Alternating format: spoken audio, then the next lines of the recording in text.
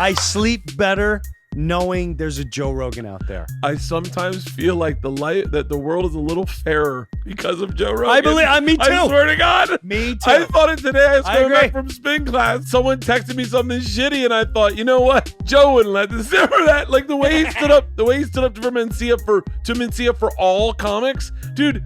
He had to die on the cross. He did. And be resurrected. He had to die on the cross. And be resurrected to be where he is today.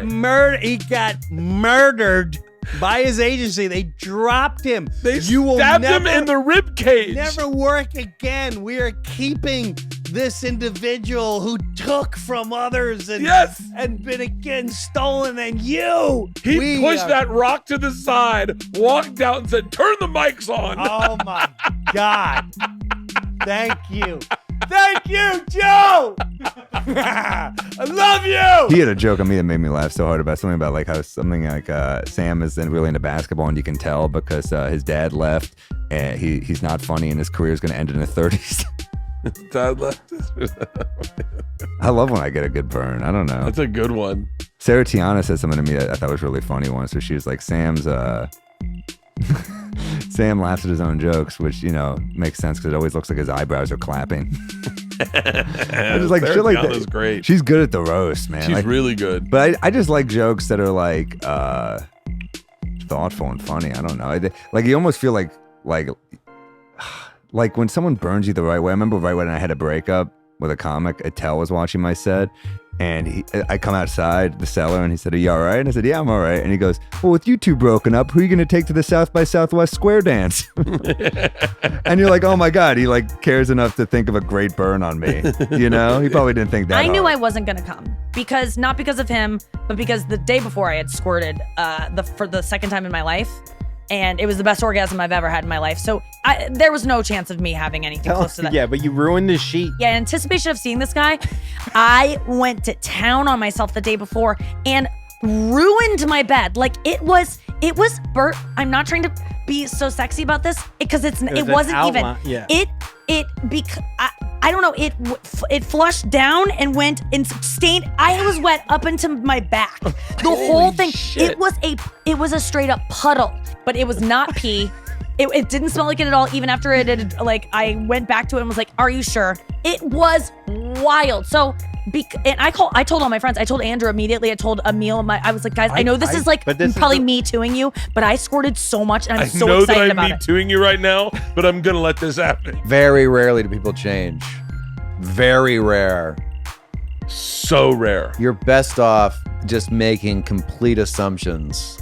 I agree 100%. When have you been wrong? I've stayed in relationships too long where I thought it could change.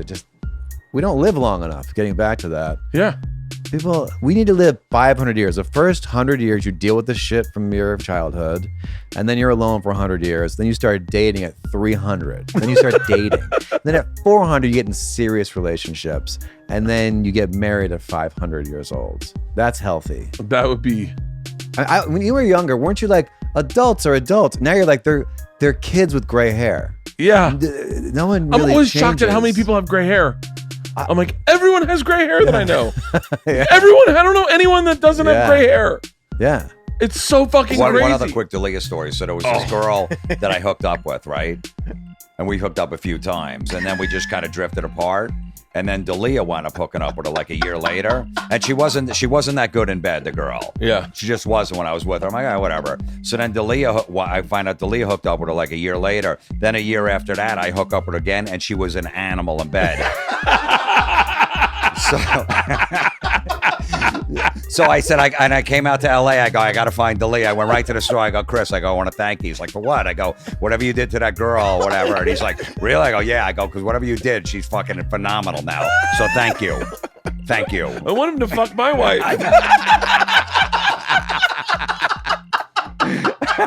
The thing I was going to tell you about airports. In the Dallas airport, they have micro suites, like little hotel rooms inside the airport. They're like $45.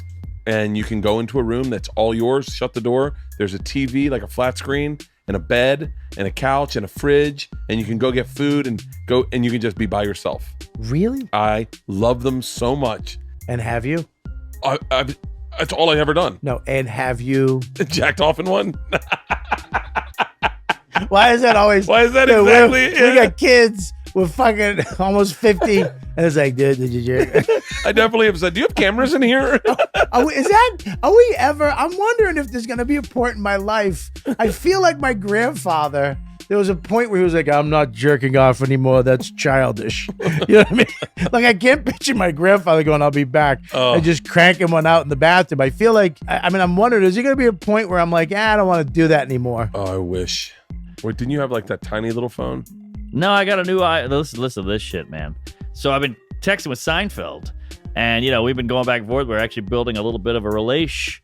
And I'm such a chiseler, cheap cunt, that I bought a new phone off Craigslist. Because I went to the App Store. They're like, it's about $1,200 for the one. It's like, $1,200? That's crazy. So I find some fat Mexican guy. We show up. He shows up to First Avenue. I get it for $300. It's a decent looking phone. I lose everything immediately. I lose all my numbers. I have to go bother people for everything. And then I'm at a comedy condo in Charlotte, hungover at 7 in the morning. There's no curtains. So the sun's coming. I can't sleep. Went out all night. I get a text and it says from Jerry Seinfeld. It goes, hey, man, is this number still good? And I go, oh, well, what's up, man? What did I miss? Sorry. Hey, it's been a crazy week. And he goes, I've been trying to contact you. I'm like, holy hell, I've been blowing off Jerry unknowingly. So that's a lesson for the kids out there. Don't skimp. Get the fucking phone.